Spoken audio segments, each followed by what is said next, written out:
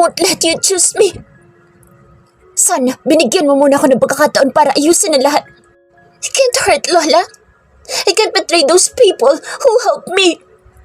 I can't, Jericho. I can't. Umiiyak na sagot nito at mabilis na tumayo mula sa sofa at nagtatakbo sa loob ng silid nito.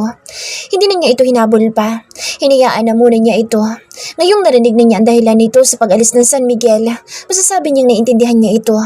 Marahil natakot ito sa mga posibleng mangyari kung malaman sa mansyon ang tungkol sa kanila. Pero kung nagsabi lang sana ito na nangangamba na pala ito, baka naiayos niya na mabuti ang lahat. Alam niya maintindihan din sila ng mga ito tulad ng lola niya na ngayon ito mismo ang gumagawa ng paraan para magkalapit sila ni Bianca. Nasa harapan na niya si Bianca ngayon. Pakakawalan pa ba niya? Sa nakita niyang buhay nito sa Maynila, nais na niya itong hilahin pauwi ng San Miguel. Pero alam niyang magmamatigas ito sa kanya. Kung perang kailangan nito ibibigay niya, bumalik lang ito ng San Miguel. Halos isang oras na hindi pa rin lumalabas ng silid si Bianca. Natapos na niyang kausapin ng abogado niya at pinapunta na ito kay Mr. Yao.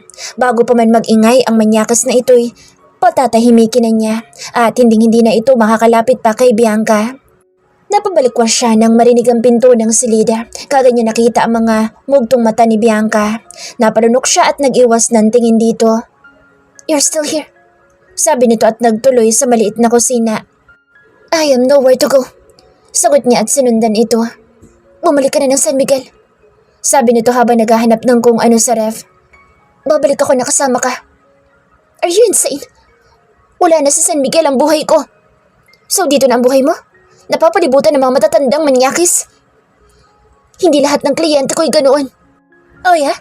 But still those dumb businessmen wants to get in your pants first before they going to pay you." "Hindi marumi ang trabaho ko." May diin na sabi nito at binagsak ang hawak na Tupperware sa mesa. "If you need money, Bianca, I can give you money. Tatapatan ko kinikita mo dito."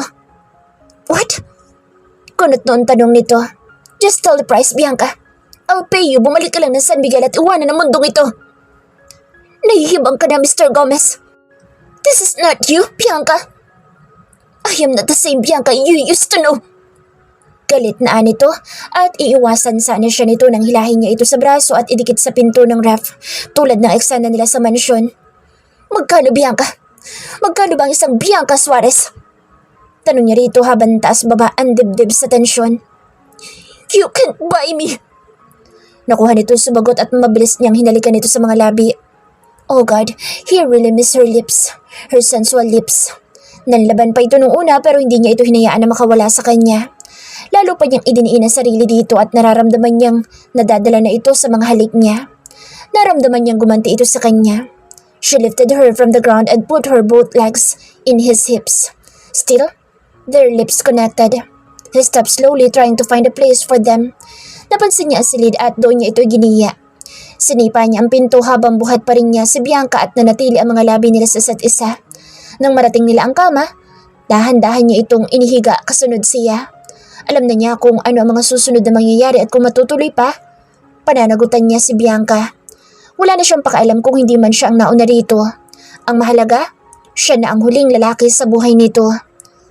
Nang biglang tumunog ang doorbell, nagbukas ito ng mga mata at mabilis siya nitong itinulak.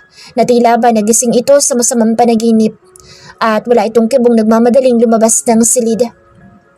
"Damn it!" Mura niya at tapos suntok pa sa kama at tumayo at sumunod dito sa labas ng kwarto. "Pasensya ka na sa nangyari ha?" Tinig ni Bianca habang kaharap si Paolo. Sinulyapan siya ni Paolo at halatang nagulat ito na makitang galing siya sa kwarto.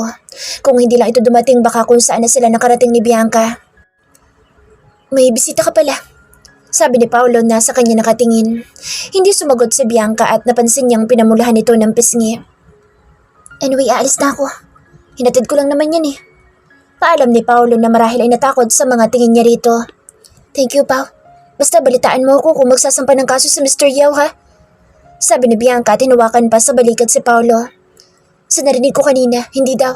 Hindi rin siya nagpatawag ng media. Basta sabi lang niya, kick out ka na daw." Sagot ni Paolo. "Okay lang yun. May kukuha pa naman sa akin." "Of course." Sagot ni Paolo at nagpaalam na rito.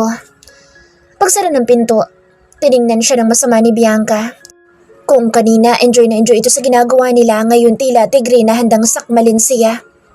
Anong ginawa mo? Taas kilay na tanong nito. Kiss you, and I am not talking about that damn thing. Putol nito sasabihin niya. Kay Mr. Yao, paano nangyaring hindi ito nagpamedya o nagsampa ng kaso sa akin lalo na sa'yo? Bianca, I am Jericho Gomez. Even American knows what that means. Bored na sagot niya at naupo sa sofa. You use your dumb name and money. That's all I have. So why not? 2 araw na mangyaring insidente kay Mr. Yao matapos nilang pinag-usapan ni Jericho ang ginawa nitong pagpapatahimik kay Mr. Yao. Kaagad na niya itong pinabalik ng San Miguel dahil ayaw na niyang madamay pa ito sa kung anong gulong meron siya sa Maynila. Isa pa, wala siyang tiwala sa sarili dahil sa tuwing hahalikan at hahawakan siya nito, pumibigay siya at tila may sariling isip ang katawan niya at gumaganti sa mga halik at haplos nito na kahit ano pang pagpipigil ang gawin niya, baliwala din. Hindi makatanggi ang katawan dito. Kinatatakutan niya kung mananatili pa ito sa unit niya ay baka kung saan na umabot ang ginagawa nila at magsisipa siya ulit. 2 araw na rin niyang tinatanong si Paolo kung may calls pa siya pero tanging sagot lang nito, wala. Pakiramdam tuloy niya dahil sa nangyari wala nang gustong kumuha sa kanya. Hindi pa siya pwedeng tumigil magtrabaho ngayon dahil kulang pa ang perang naipon niya. Sinabi ni Jericho na ibibigay nito magkano mang halagang kailangan niya pero hindi niya iyon matatanggap. Hindi niya gagamitin si Jericho nang dahil lang sa pera. Sinabi din niya kay Jericho ang dahilan niya sa kanyang pag-alis noon. Hindi naman siya literal na nagsinungaling dito sa mga isinagot niya. Totoo naman na natakot siya noon pero naunahan lang siya ni Maristel. Ayaw na niyang malaman pa ni Jericho ang nangyari ng gabing iyon dahil ayaw niyang magkaroon pa ng samaan ng loob ang mag-ina. Hanggat kaya niyang itago'y itatago niya. Kasal na ni Ella kinabukasan. Nasa San Miguel pa ang kotse niya kaya naman maaga siyang bumiyahe pa San Miguel at sinabi kay Ella na sa Vincela mo na siya tutuloy. Mamaya na siya uuwi ng mansyon pagkatapos ng kasal. Alam niyang invited si Jericho dahil ito ang matalik na kaibigan ni Vincent. Nabasa din niya sa invitation na si Jericho ang best man. Kung napaagalang siguro ang pagbabalik niya ng San Miguel, baka siya pa ang ginawang bridesmaid ni Ella. Natutuwa talaga siya at naiinggit sa narating ng kaibigan. Alam niyang mahal na mahal nito si Vincent at kung maaari sana, makatagpo na rin siya ng lalaki magmamahal sa kanya. Nahanda siyang tanggapin anuman ang naging buhay niya noon. Pagdating niya ng simbahan, pasimula pa lang ang ceremony. Nakalapit pa siya kay Ella at nagkakamustahan pa sila nito. Hindi naman nakaligtas sa kanya ang pagkagulat ni Jericho nang makita siya. Nagtaka tuloy siya. Mukhang hindi nasabi ni Vincent dito na invited siya sa wedding. O baka naman sinadya ng mag-asawa na huwag ipaalam kay Jericho na invited siya. He doesn't know anything. Bulong ni Ella sa kanya na tila ba nabasa nitong nasa isip niya. Alanganin lang siyang ngumiti rito. You look lovely. Puring niya kay Ella nang mapagmastang mabuti ang magandang wedding dress nito. Napaisip tuloy siya kung makakapagsuot pa ba siya ng sarili niyang wedding gown. Nakapagsuot na siya ng iba't ibang wedding gown sa mga photoshoot pero iba pa rin pag sariling gown na niya at isusuot sa kasal niya mismo. Wala sa sariling napasulyap siya kay Jericho. Nagtama ang kanilang mga mata pero mabilis din siyang nagbawi ng tingin. Napansin niya ang malalim na ngiti ni Ella. Marahil ay nahuli nito ang pagsulyap niya kay Jericho. I love your dress. Sexy and classy. Puri nito sa kanya. Thank you. Nakangiting sagot niya at confident ay pinakita pa kay Ella ang sexy maroon dress na nagpapakita sa magandang katawan niya. Nang magsimula na ang kasal, naupo siya sa malapit sa altar para makita niya ng malapitan ang pinakamagandang araw para kay Ella. Hindi rin niya maiwasang sulyapan si Jericho na nakaupo sa di kalayuan niya. Nakasuot ito ng white tuxedo. Tila ito prinsipe. Napaka-fresh nitong tingnan. Ilang beses din niyang nahuli si Jericho na tumitingin sa kanya o tamang sabihin na ilang beses siyang nahuli ni Jericho na sinusulyapan nito. Nahihiya tuloy siya dahil baka isipin nito kaya siya umattend ng kasal ay para makita ito. Naiyak pa siya na matapos ang kasal at halikan na ni Vincent sa Ella ng buong pagmamahal. Kitang-kita niyang nagmamahalan talaga ang dalawa. Nakaramdam tuloy siya ng awa sa sarili. Pakiramdam kasi niya mag-isa lang siya at hanggang doon na lang siya. Congrats! Nakangiting bati niya kay Ella nang lapitan nito at yakapin ng mahigpit. Thank you so much, sabi nito at ngumiti. For you. Nakangiting sabi nito at pasimpleng sinulyapan pa nito si Jericho na kausap si Vincent pero sa kanya nakatingin. What? Tanong niya nang iniaabot nito ang bouquet, bridal flower. Para ikaw nang susunod? Bianca! Saway niya dito at nahihiyang tinanggap ang fresh flower. Kasabihan lang naman ng matatanda na pag ikaw ang nakatanggap ng bulaklak ng bride, ikaw na ang susunod na ikakasal. Kanino naman siya ikakasal eh? Wala naman siyang boyfriend. Malabo naman kay Jericho. Mapait siyang napangiti sa naisip. Ella, let's go! Yaya ni Vincent kay Ella. Pupunta na mga ito sa reception sa Vincela Hotel. Muli siyang niyakap ni Ella. Do the moves! Bulong pa ni Ella sa kanya at nagets niya ang ibig nitong sabihin. Siya na raw ang gumawa ng hakbang para sa kanila ni Jericho. Natawa lang siya sa kaibigan. Hindi niya gagawin ang bagay na iyon. Lalong hindi siya umaasa na magkakabalikan pa sila ni Jericho. Wala nang pag-asa para sa kanila. Tanggap na niya iyon. Hanggang tinginan at pakiramdaman na lang sila. Kahit sabihin na may damdamin pa siya dito, hindi na pwede. Lumabas na siya ng simbahan para sumunod sa reception sa Vincela Hotel. Nahinto siya sa paghakbang nang biglang may tumawag sa kanya. Nilingon niya iyon at nakita si Jericho. Napalunok pa siya dahil napakagwapo nito. Para na rin itong groom sa suot nitong tuxedo. Can we talk? Sabi nito at lumapit sa kanya. Importante ba yan? Tanong niya at nilingon ng paligid. Nagsisialisan ang ilang mga bisita. Yes. Seryosong sagot nito na niwalang expression sa mukha nito. We can talk sa reception. Sagot niya at umiwas dito. I'll give you a ride there. No, I can handle. Mataray na sagot niya at mabilis na umiwas dito. Bianca, wait! Malakas na tawag nito at bigla na lang niyang naramdaman ang kamay nito sa braso niya. Jericho, ano ba? Mahinantili niya dahil ayaw niyang makaagaw ng atensyon sa ibang nandoon. Nakakasigurado siyang kilala ng mga nandoon si Jericho at baka may makakakilala din sa kanya. Just go with me. Madiim bulong nito. Great! Inis na sagot niya at mabilis na binawi ang braso dito at lumakad na palapit sa Ferrari na nakapark sa tabi. Pinagbuksan pa siya nito ng pinto bago umiikot sa driver's seat. Nang makasakay na ito, nanatili siyang walang kibo. Tahimik lang siya habang sa labas nakatingin. How are you? He asked. What? Isinakay mo ako sa kotse mo para lang kumustahin ako? Inis na tanong niya rito at marahas na nilingon nito. We need to talk. You know that, right? Wala tayong pag-uusapan, Jericho. Hindi ako kumbinsido sa dahilan ng pag-alis mo. Kung yun nga ang dahilan mo, bakit ka umalis sa mismong gabi ng prom? Kung saan ang saya-saya natin? Sagot nito habang pinaglilipat-lipat ang tingin nito sa kanya at sa kalsada. Nagulat siya sa sinagot nito. Buong akala niya natanggap na nito ang paliwanag niya. Na tapos na ang usapan nila tungkol sa bagay na iyon. Yun ang dahilan. For God's sake, Jericho, put the past in the past. Inis na sabi niya rito.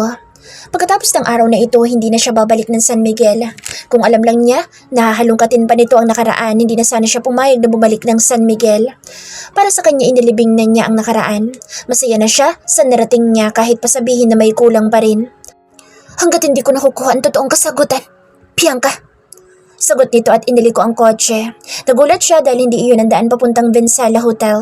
Hindi rin iyon ang daan papuntang mansyon. Kinabahan siya at nilingon nito. What are you doing? Saan mo ko dadalhin? Hiyaw niya pero sa kalsadang atensyon nito. Jericho, this is not funny. Muling sabi niya at napahawak pa dahil sa bilis ng takbo nito. Pakiramdam niya lumilipad na ang kotse nito. Slow down, Jericho! Dali niya pero hindi man lang siya nito nililingon at lalo pang binilisan ang pagtakbo. Naintakutan siya. Hindi niya alam kung saan siya dadalhin ni Jericho at anong balak gawin nito sa kanya. Sinulyapan niya ito at kitang-kita niya ang galit sa mukha nito. Ano pa ba ang ikinagagalit nito? Hindi ba't nakapagpaliwanag na siya't lahat? Kailangan lang tanggapin na nito kung ano man ang idinadahilan niya at kalimutan na ang anumang ugnayan nila. Alam niyang paghiganti lang ang habol nito sa kanya. Ginagawa nito ang mga iyon para makaganti ito sa kanya sa ginawa niyang pag-iwan dito. At nakakasigurado siyang kahit malaman pa nito ang katotohanan, hindi pa rin siya nito mamahalin. Dahil masamang babae ang tingin nito sa kanya. Na ginamit niya ang ganda't katawan para marating niya ang narating niya ngayon. Slow down! Bulong niya. Sinulyapan niya nito at humugot ng malalim na paghinga. Naramdaman niya ang pagbagal ng takbo nila. Napanunok siya at hindi na lang muling kumibo pa. Bianca! Bianca! Tawag niya rito habang natutulog sa passenger seat.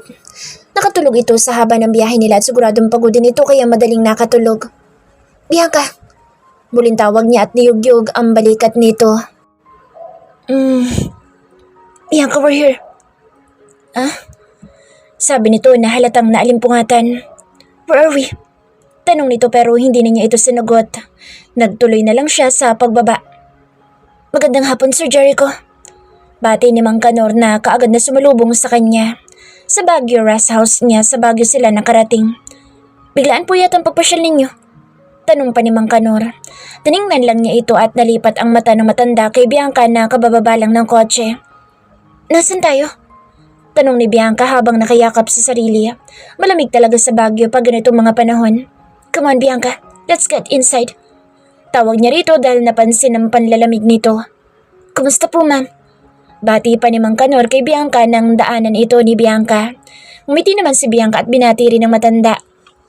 Mang Kanor, pakisabi naman kay Manang Lisa na maganda na makakain. Sabi niya rito at nagtuloy na sila ni Bianca sa loob. Anong ibig sabihin nito, Jericho? Galit na tanong nito na makapasok na sila sa loob. Nasaan tayo? Anong ginagawa natin dito? Tanong pa rin ito habang palakad-lakad sa malawak na sala ng bahay. Nasa Baguio tayo. Isa ito sa rest house na nabili ko. Baguio? Rest house? Ulit nito sa sinabi niya. Yes, Bianca. Baguio? Rest house. Ulit naman niya sa sinabi nito. This is illegal.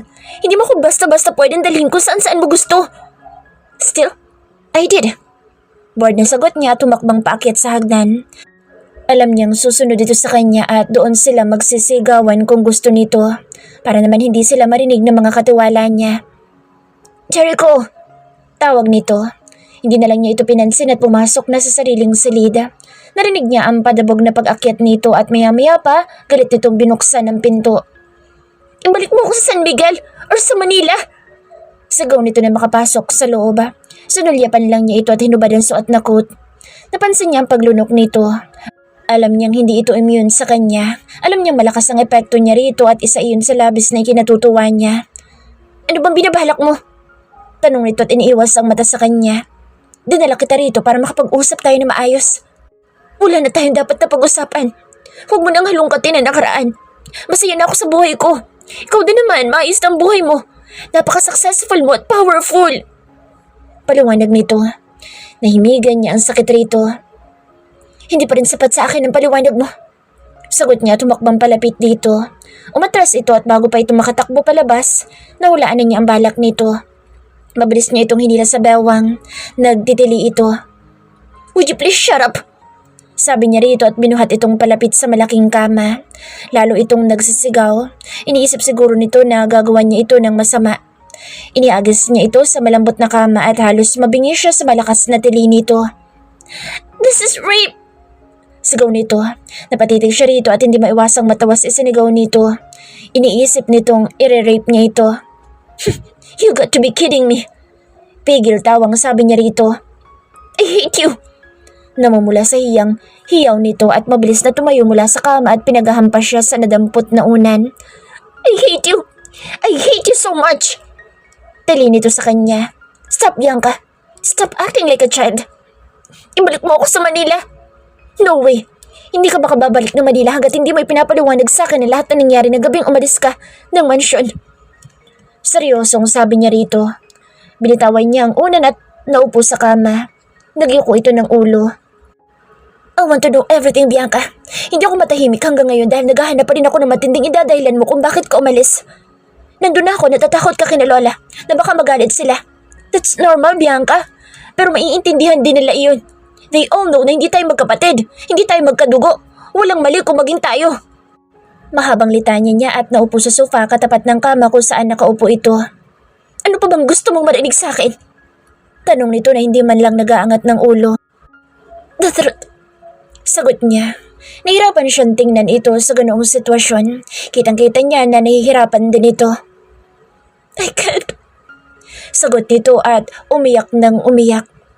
What do you mean you can't? I can't, Jericho. I can't. So please stop asking about what happened 7 years ago. I don't want to remember it anymore. I moved on. You should moved on. Tell me why you can't. Malakas na tanong niya rito pero hindi na ito sumagot. Humaguluho lang ito ng iyak. Bianca! Tawag niya rito pero nanatili lang ito sa pag-iyak. Damn it! Sigaw niya at marahas na tumayo sa kinuupan at naglakad palabas ng silid. Hindi niya kaya makita si Bianca sa ganoong sitwasyon. Baka bumigay siya at mayakap ito. Sir, ano po gusto niyo iluto? Tanong ni Manang Lisa na makita siya nito sa sala. Nakaupo at malalim ang iniisip. Kayo na pong bahala, Mana. Tanging sagot niya. Sige po, sir. Sabi nito at tumalikod para magpunta ng kusina. Pero tumigil ito at muling lumapit sa kanya. Sir, hindi naman po sa ano ha. Sino po yung kasama niyo? Tanong ng matandang babae sa kanya. Sinulyapan niya ito. 5 taon na niyang katiwala mag-asawa at malaki na rin ang tiwala niya sa mga ito at nakasigurado siyang hindi kilala ng mga ito si Bianca. Si Bianca po. Girlfriend niyo po, sir? Napatitig lang siya dito. Kung 7 years ago tinanong siya nito kung girlfriend niya si Bianca, siguradong mabilis niya itong masasagot ng oo. Pero ngayon hindi. Hindi na nga niya alam kung ano ba niya si Bianca. Kaibigan po. Tanging sagot niya. Tumangula ang matanda at nagpaalam na magluluto na sa kusina. Bianca. Mahinang bulong niya. Ano ba talaga ang balak niya kay Bianca? Bakit kinailangan pa niya itong dalhin sa Baguio? Kanina wala sa isip niya na magtungo sa Baguio. Ang gusto lang niya makausap ito, makasama kahit saglit lang. Na makita niya ito sa simbahan, halos hindi niya mapigilan na sulyapan nito. Napakaganda nito sa suot nitong dress. Pansin din niyang umaagaw ito ng atensyon ng mga kalalakihan roon. Marahil namumukhaan ito ng ilan. Nang lapitan niya ito, matinding pagpipigil ang ginawa niyang huwag yakapin at halikan nito. Ang nangyari sa kanila sa kondo nito sa Maynila ang laging laman ng isip niya. Hindi na ito mawala sa isip niya. Ang magandang katawan nito ang lagi niyang iniisip. Ang malalambot nitong labi. Napabuntong hininga siya at tiningala ang taas kung saan iniwan niya ito. Damn you, Bianca.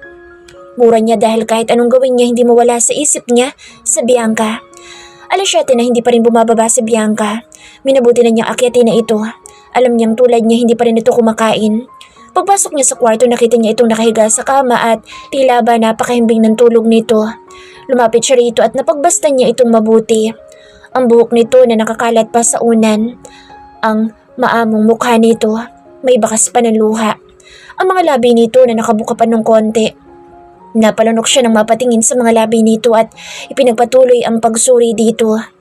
Tumama ang mga mata niya sa exposed nitong dibdib. Napalunok na naman siya at tila ba nahihirapan na siyang tingnan lang ito.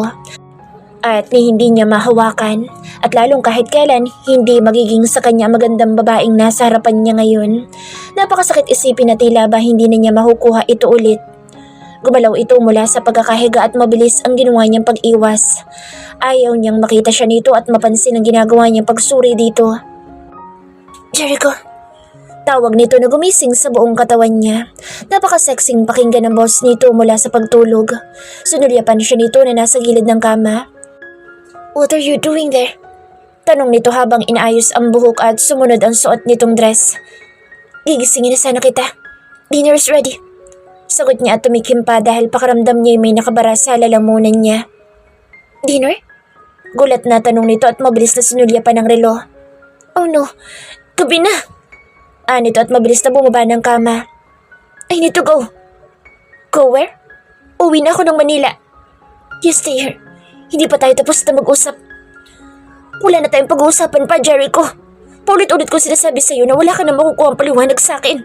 Tapos na ang lahat ng iyon para sa akin. Kaya kahit na anong pamimilit mo, hindi ako magpapaliwanag pa sa'yo. Malakas na anito at tinulak pa siya sa dibdib at mabilis na nagtatakbong palabas ng silid. Hindi na malaya ni Bianca na nakatulog pala siya sa silid ni Jericho. Marahil dahil sa pagod at sa dami ng iniisip niya. Ayaw ninyang malaman pa ni Jericho ang lahat na nangyari noon. Nangako siya sa sarili na kahit anong gawin nito, hindi niya sasabihin ang totoo. Bahala na ito kung anong gusto nito isipin sa kanya. Ayaw niya magkagulo pa sa mga ito. Tahimik na ang lahat. Dinala siya ni Jericho sa Baguio na labag sa kalooban niya para itanong lang ang nangyari 7 years ago. Pero wala itong makukuhang sagot sa kanya. Alam niya nagpakita siya ng kahinaan kay Jericho kanina nang hindi niya mapigilan ng emosyon at umiyak ng umiyak. Wala siyang nagawa kundi umiyak sa harapan nito. Dahil kahit ipaliwanag pa niya ang lahat dito, hindi pa rin magiging sila. Wala pa rin pag-asang maging sila dahil wala ng pag-asa ang pag-ibig niya rito. Pagbaba niya ng hagdan, napahinto siya nang biglang may nakitang familiar na mukha. Napahinto rin ang babae at napatitig sa kanya. Kinabahan siyang bigla at hindi magawang alisin ang tingin sa babaeng may edad na rin. Manang Lorna. Sakton lumabas lang sa bibig niya. Hindi siya sigurado kung narinig ito ng kaharap. Nanlaka ang mga mata nito at tila ba nakaramdam ng takot at dali-dali itong lumakad palayo sa kanya. Manang Lorna, sandali! Tawag niya rito at sunundan ito sa paglabas. Pero mabilis itong nakalayo sa kanya. Hindi na niya ito naabutan. Bianca! Tawag ni Jericho mula sa loob ng bahay. Nilingon niya ito at ibinalik sa labas kung saan hindi na niya makita pa si Manang Lorna. Sinong tinatawag mo? Kunot noon tanong nito. Hindi niya alam ang isasagot. Napalunok siya at muling sumulyap sa labas. Sunundan naman ito ang tinitingnan niya at lumapit sa kanya. Sino ba yun? Tanong ulit nito pero hindi siya sumagot. Nakaramdam siya ng takot. Anong ginagawa ni Manang Lorna sa bahay ni Jericho? Alam ba ng tita Maristel niya na nandito si Manang Lorna? Paano kung magkausap si Manang Lorna at si Jericho? Paano kung magsumbong ito kay Jericho? Paano kung malaman na ni Jericho ang katotohanan? Nalalaka ang mga mata niyang napatingin kay Jericho. Kunod pa rin ang noo nito at halatang nagtataka sa ikinikilos niya. What's happening? Tanong nito at lumabas ng pinto. Hinanap ang hinahabol niya kanina pero wala ng tao roon. Sir, ma'am, handa na po mesa. Magiliw na tawag na matandang babae na mas may edad kumpara kay Manang Lorna. Let's go. Yaya sa kanya ni Jericho at wala sa loob na sumunod siya rito sa malawak na komedor. Ngayon lang niya napagbastang mabuti ang buong bahay. Moderno ang pagkakagawa nito. Pati mga kagamitan ng buong bahay ay moderno din. Naisip niya tuloy kung kailan pa nabili ni Jericho ang rest house nito. Well, hindi naman siya magtataka kung pagka-graduate nito noon, nakapagpundar na ito. Sa dami ba naman ang pera ng mga Gomez? Habang kumakain sila, kating-kating na siyang tanungin na matandang nagsisilbi sa kanila na ipinakilala ni Jericho na si Manang Lisa. Asawa ito ni Mang Kanor. Naisip niyang hindi kaya anak na mag-asawa si Manang Lorna. May gusto pa po kayo, ma'am? Magilong na tanong ni Manang Lisa sa kanya nang matapos na siyang kumain at hindi ilang beses siya nitong nahuli na nakatingin dito. Busog na po ako. Salamat. Sagot niya at ngumiti rito. Masarap gumawa ng kakanin sa Manang Lisa. Pag natikman mo iyon, babalik-balikan mo dito sa Baguio. Pagmamalaki ni Jericho habang nagpupunas ng bibig. Manang, gawan mo nga kami bukas para matikman naman ni Bianca. Patuloy ni Jericho at napatingin siya rito. Hindi ako maaaring magtagal dito. Bulong niya dahil kahit papaano nahihiya siya kay Manang Lisa. Babalik tayo ng San Miguel kung kailan ko gusto. Mariing sagot nito at padabog na inihagis ang napkin sa mesa. Hindi na lang siya kumibo. Kung mag-aaway sila hindi sa harap ng mga kasambahay, lalo na ngayong nakita niya si Manang Lorna. Kailangan niya itong makausap. Marami siyang itatanong dito pero hindi siya magagalit dito. Nakita niya kanina ang takot sa mga mata nito na makita siya. Wala akong damit na susuot. Nahihiyang sabi niya matapos silang kumain at nagpunta sa malaking sala. Ibinili kita kaninang natutulog ka. Sagot nito at naupo sa malaking sofa. So, plano mo kong ikulong dito? Taas kilay na tanong niya. Hindi kita ikinukulong. Malaya kang makakagalaw rito. Nandito ka para ipaliwanag lang. Jericho! Putol niya sa sasabihin nito dahil naririndi na siya sa paulit-ulit nitong hinihingim paliwanag. Wala ka nang makukuhang paliwanag sa akin. Kung ano sinabi ko sa'yo, yun na yun. Magtatagal ka dito kung ganoon. Sagot nito at tumayo na. Naglakad pa akyat ng hagdan. Sumunod siya dito. Bakit kasi hindi mo nalang tanggapin at mag-move on ka na? Sabi niya rito na makapasok na sila sa kwarto nito kung saan siya nakatulog kanina. Dahil ayokong tanggapin na binaliwala mo ako. Na hindi mo ako pinaniwalaan ang sabihin ko sa'yo ipaglalaban kita sa kanila. Kaya kong iwan ang lahat para sa'yo noon. Galit na sagot nito. Hindi nakaligtas sa kanya ang sinabi nitong noon. Ibig bang sabihin nito kung noon kaya siya nitong ipaglaban at panindigan pero ngayon hindi na? Yun ba ang ibig nitong sabihin? Para saan pa ang sasabihin niya rito ang totoo kung hindi na rin naman na siya nito ipaglalaban pa at paninindigan? Pabayaan mo na lang ako.